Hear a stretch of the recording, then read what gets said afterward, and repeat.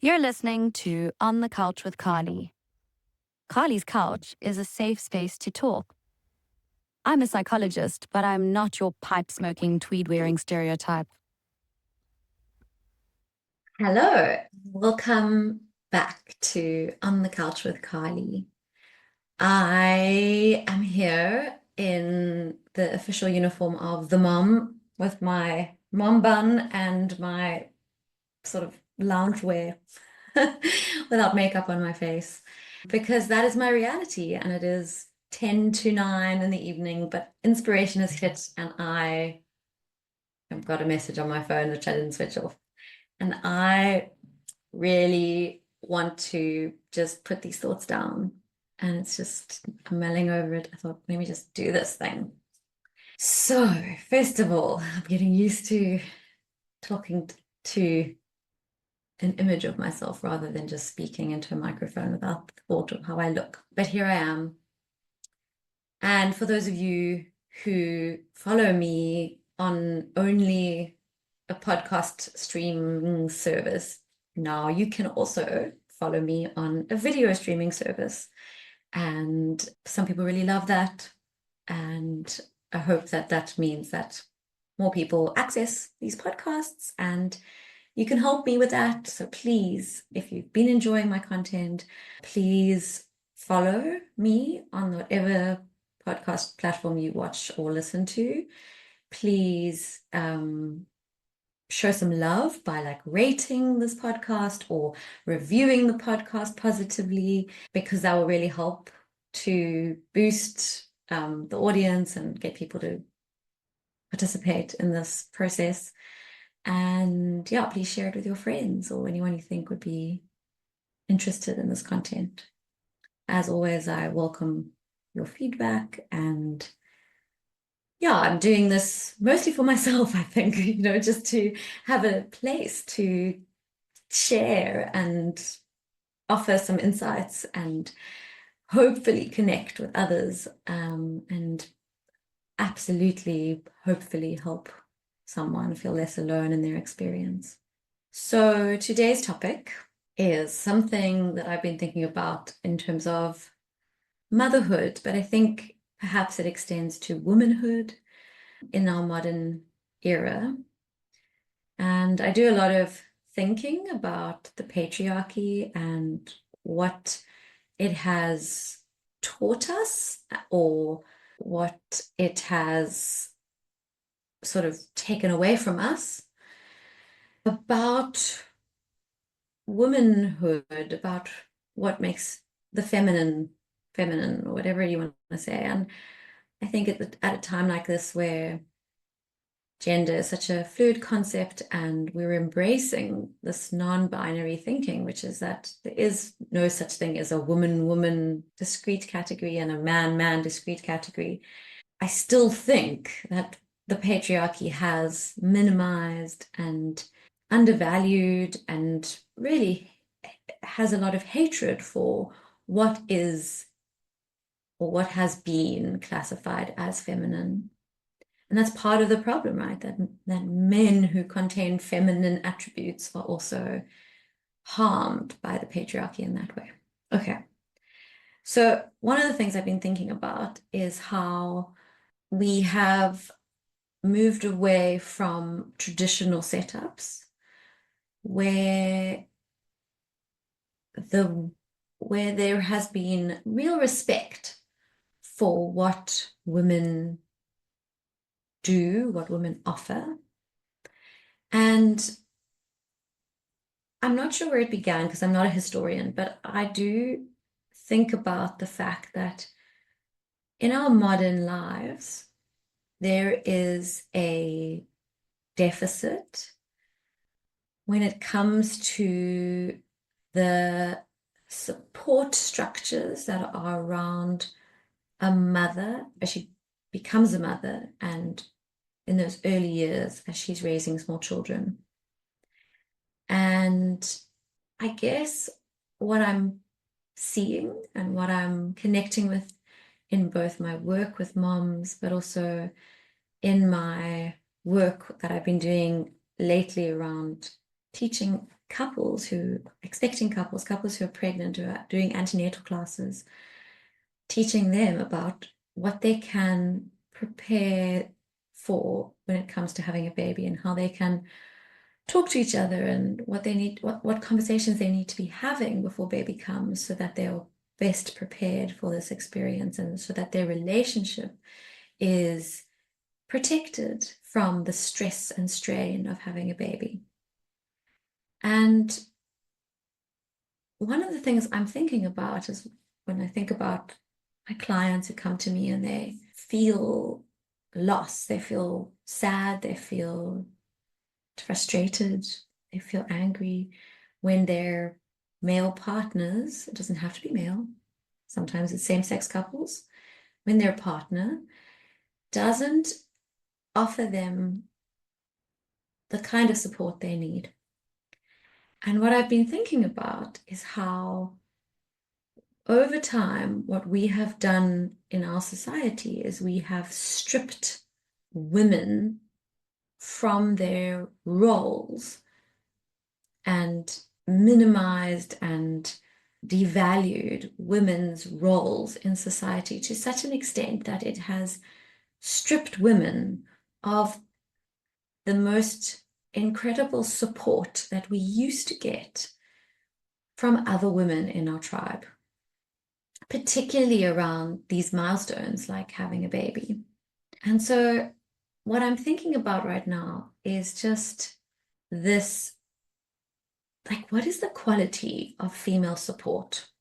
Because I know how frustrating it is to feel like your partner doesn't get it, that they can't, right? Like, how can, and if it is a man, how can a man or the other person who hasn't had the matrescence experience, whose body hasn't been taken over by pregnancy, birth, breastfeeding, the other person who doesn't go through that, how can they truly know what the experience is or know how to meet you in your experience? And I think a lot of the time we do feel frustrated, and I think there's a massive amount that can, like that gap can be bridged through effort on that partner's part. Like, I know that for a fact. I'm not by any means sort of excusing a lack of participation from a male partner or a partner who hasn't gone through the birth themselves.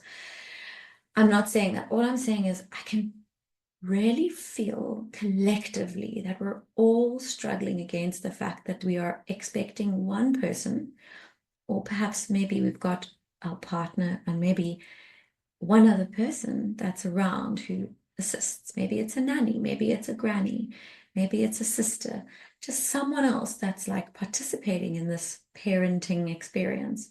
But really, we're looking at one person to fulfill a role that was actually fulfilled by an entire village of women, right? Like an entire community, a network of sisters and aunts and elders and your mother and your partner's mother and etc., your neighbor, the midwives, And I'm trying to think about what that feels like to have that kind of support, to know female support. And I'm thinking about all of the experiences I've had in my life where I have sort of like slipped into this rhythm, this flow with another person where I don't even realize it, but there's a buoyancy. I'm like being buoyed up by their support, by their encouragement, by their love, by their care.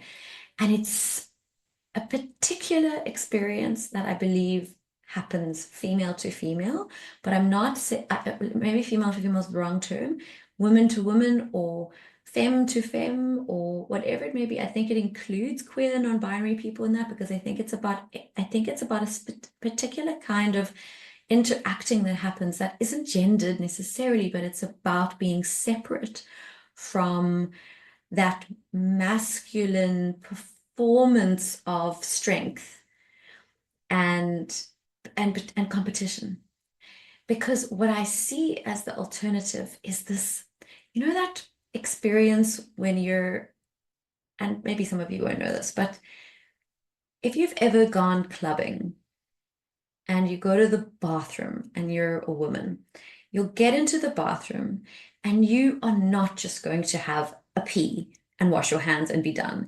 You're probably going to stand in a line. And in that line, you are going to connect with absolute perfect strangers. And in that line, you are going to say things to each other that lift each other up. You're going to be like complimenting each other on your outfits. You're going to be commenting on how fab the hairstyles are. You're going to be, I don't know, just saying the most like positive, reinforcing, encouraging things.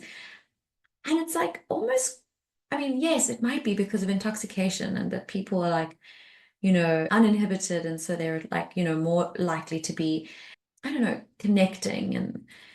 But I just also know, because I'm the kind of person that goes to clubs sober, I also know that that shit happens whether you're sober or not. And it's not about that. It's about this feeling of being in a cave and no one else is invited. It's a safe space. And when you enter that space that you leave the space of the world around you where everybody, where there's men and women and you have to sort of, participate in society. You go into a bathroom in a club and it's like this secret little VIP section where it's all people who can relate to each other in a safe, caring way. And I think when we feel safe, we are caring of one another. We want to boost each other. We want to show each other that we think the other person's amazing. I don't even know if I've ever heard of someone being bitchy in a club bathroom. I mean, probably it happens. And it's kind of a little bit like a cliche, like a trope, but let's just say it's a stereotype and that it's just a archetype, right? Like an example of something that maybe isn't 100% true 100% of the time. So I'm not saying every bathroom is filled with nice, positive people and there's no negativity. I'm sure lots of shit has happened in club bathrooms. What I'm trying to say is there's an energy around that. And I think it's meaningful.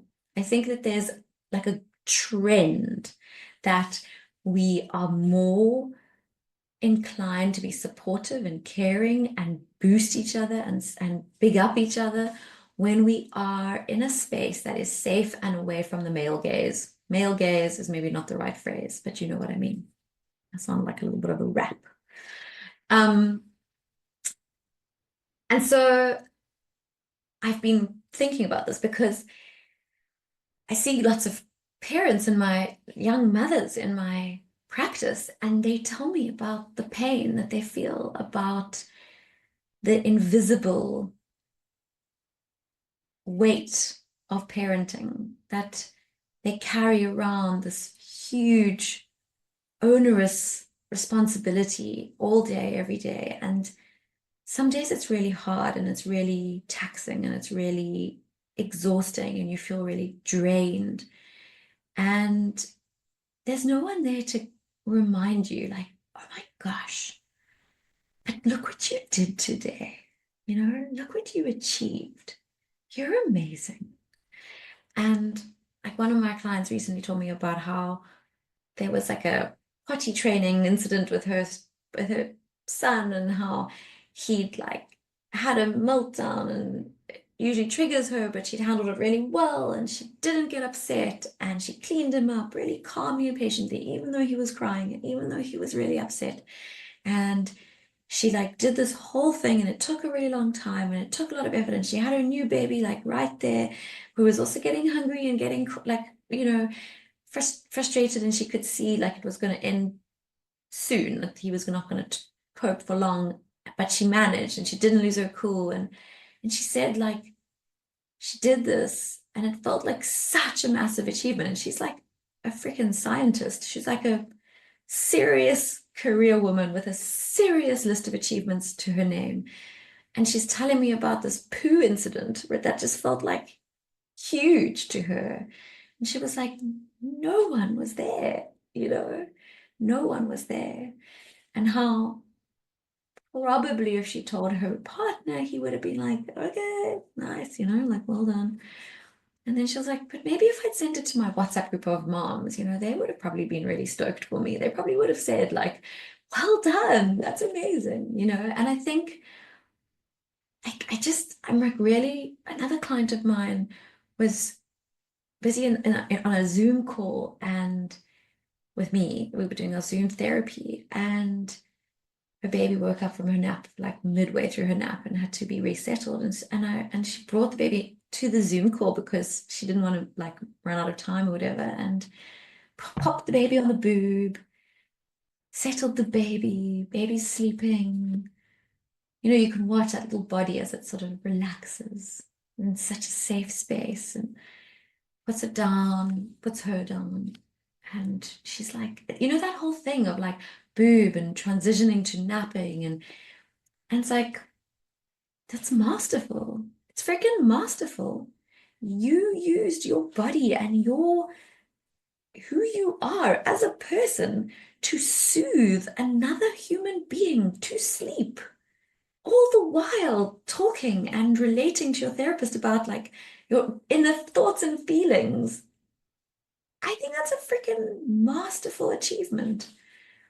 And yet, if I hadn't been on that Zoom call, she wouldn't have, no one would have witnessed that, right? There was no one around to witness that. And I think there's just so many acts like this all through the day and night where I want to say mothers, but parents across the board are showing up and not being acknowledged. And so, how can we create these spaces that are finding some proximity, some proximal experience, something that's sort of as close as we can get to those female spaces, those women witchy dens, those like, what did we used to do when we were in those tribes, those, smaller tribes, and women had babies? We would surround women with, I don't know, our care, our thoughts, our energy. I mean, I think about like most of my female friends, like we spend a lot of time just like backing each other, like seriously, like, just rooting for each other, and so, sort of always seeing the perspective of our friends, always managing to hold that kind of, I don't know, my partner talks about fighting a lot because that's his sport, and he talks about being in someone's corner. And I think that's the feeling, right? Like having someone in your corner. And I think women used to have like a whole lot of women in our corner.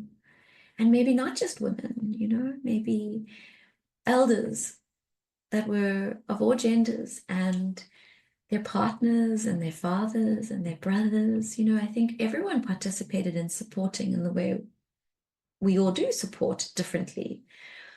But there's something about the female support that is about that sort of, you go girl, it's like, that's what I am wanting to harness. That's what I'm wanting to bring back to this journey, this process of becoming a mother, that it should be celebratory. It should be, we should be counting our wins.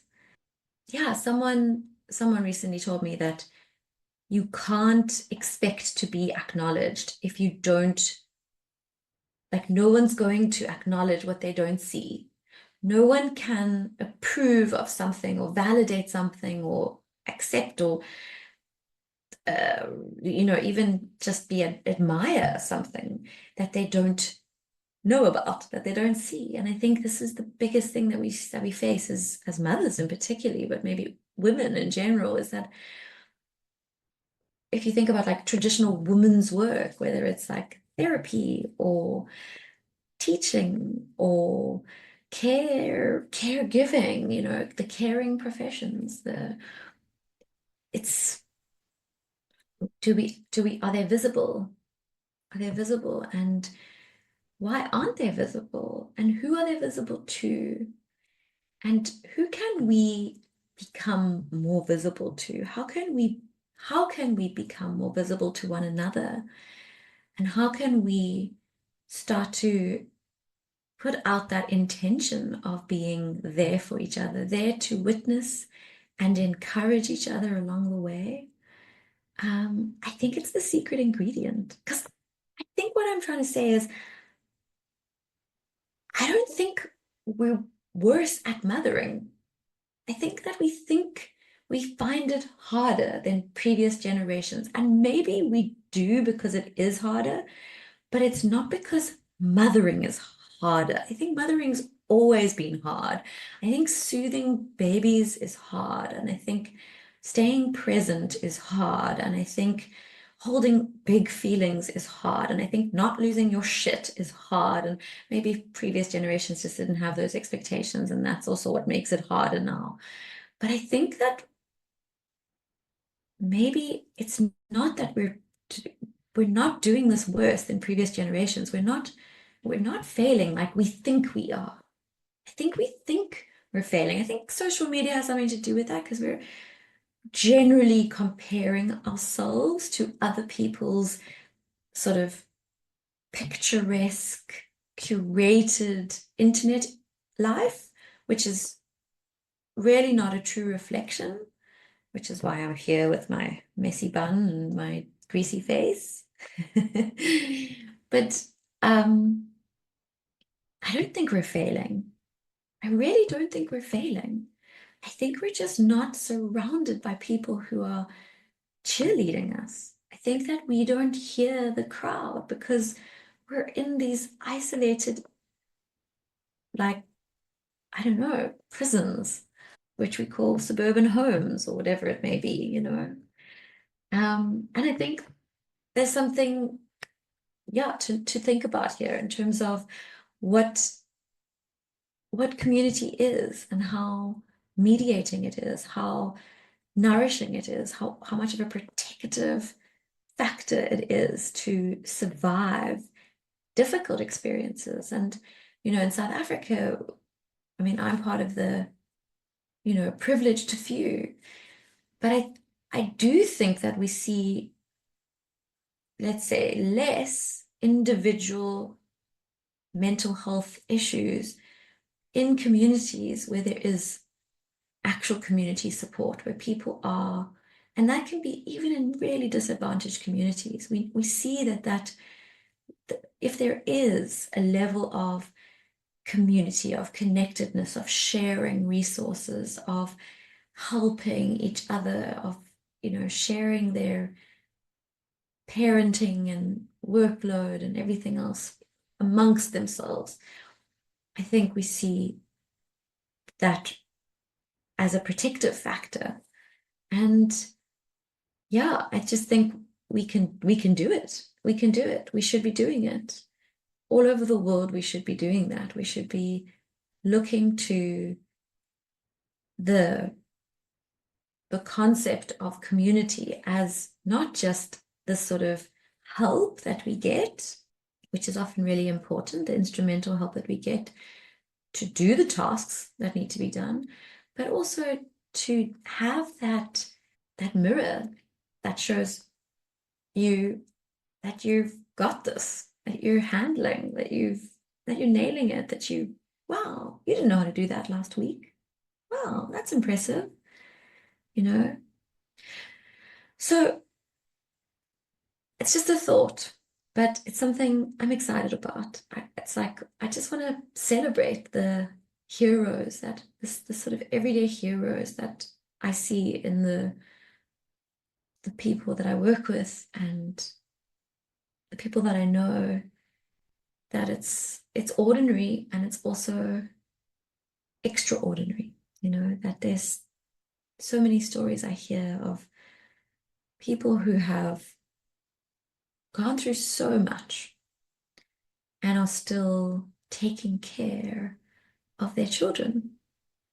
So I'm going to do a little dedication to all of you. And I hope that I probably will miss someone in this process, but I hope that this is a starting off point for you. And perhaps after hearing me say this, you will be inspired to say it to someone else in your life, or to ask someone in your life to say it to you.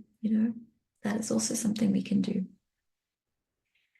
So here's to the mom who struggled with infertility, who had multiple disappointments and losses, who looked at too many pregnancy tests and too many bloody panties and felt the cramps in her belly as signs of failure, that she was somehow not good enough to be a mother.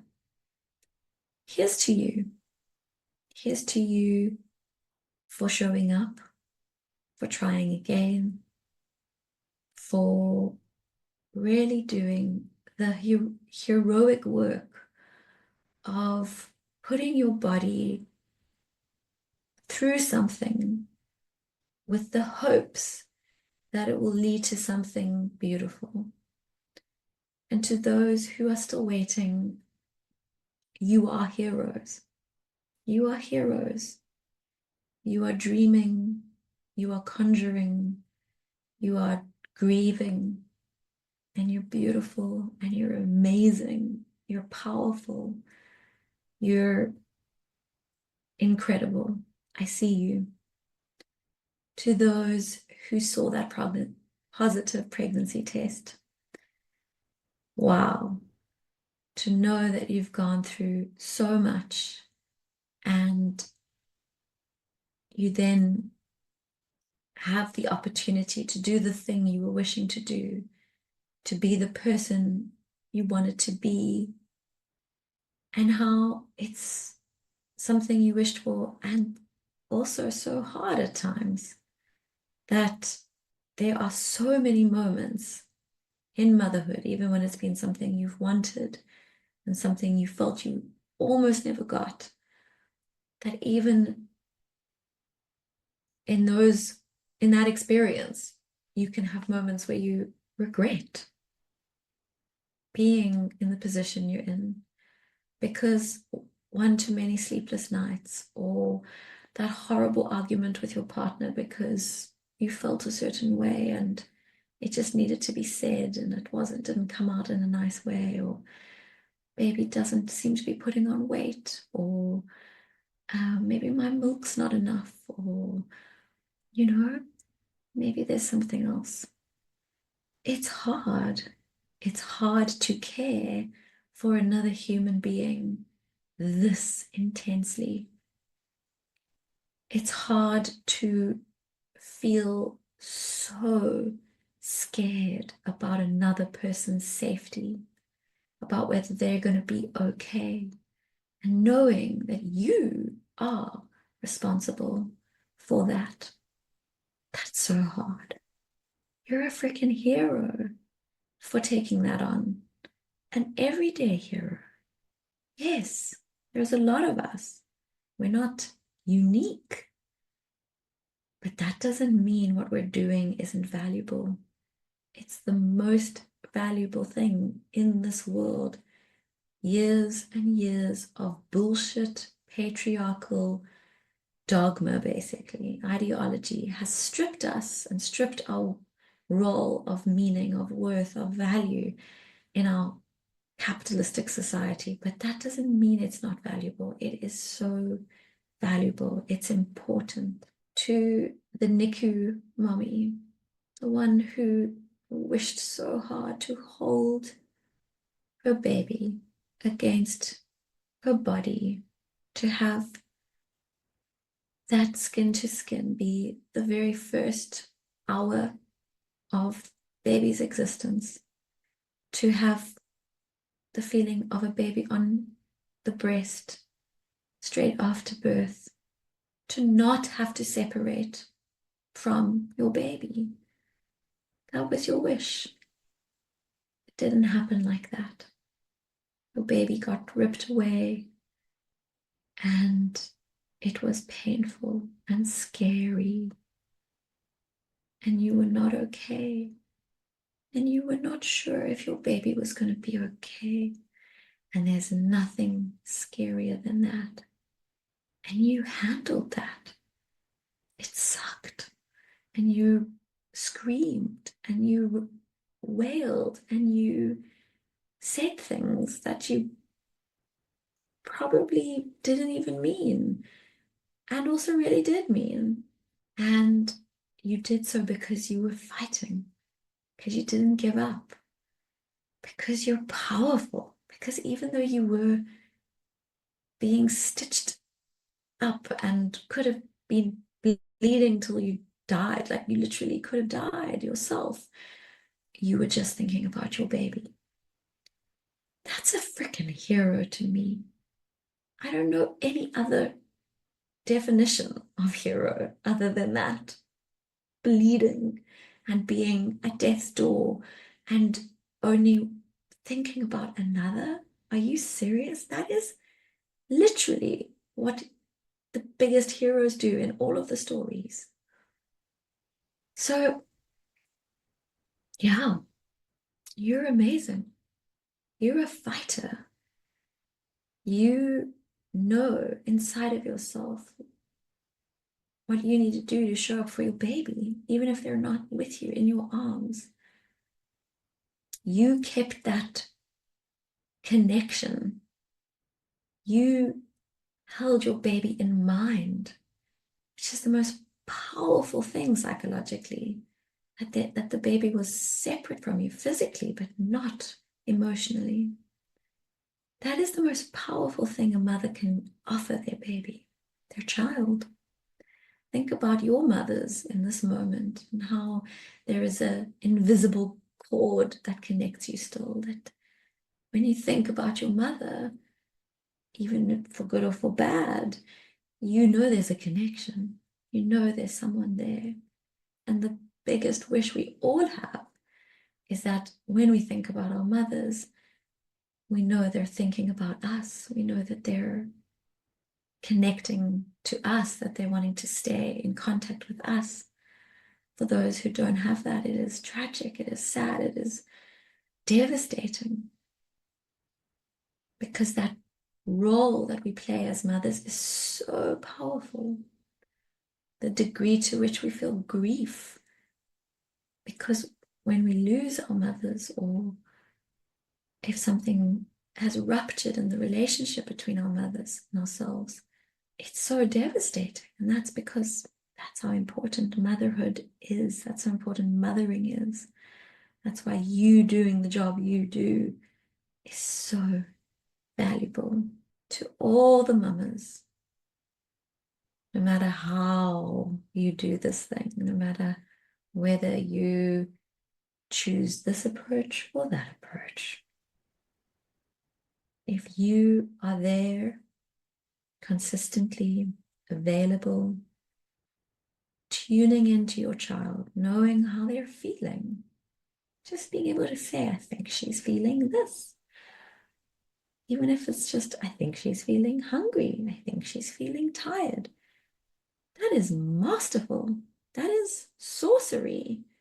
You know, think about it. What other relationship do you have where you can look at another person's body and say, I know what they're feeling on the inside? It's magical. It's marvelous. It's a marvel. I marvel at it every day. Not so much in myself because I'm hard on myself, but in others. I see you. I see your hard work. I see what you put into this. I see even when it's the hardest for you, because you come to me and you tell me about how hard it is, how bad you feel about this and how bad you feel about that, how you're not perfect, how you fucked up here and you fucked up there and you didn't do this and you didn't do that. And what if she's not going to be okay? I hear you at your most doubtful of your heroism. And I see how incredible you are. I see the work you put in, the thought you put in. I see how you look into yourself to try to work out how to be better, how to offer more, how to show up more for your child. I don't know of another role where we do that, where the whole thing is just about pouring into another, offering, offering, offering.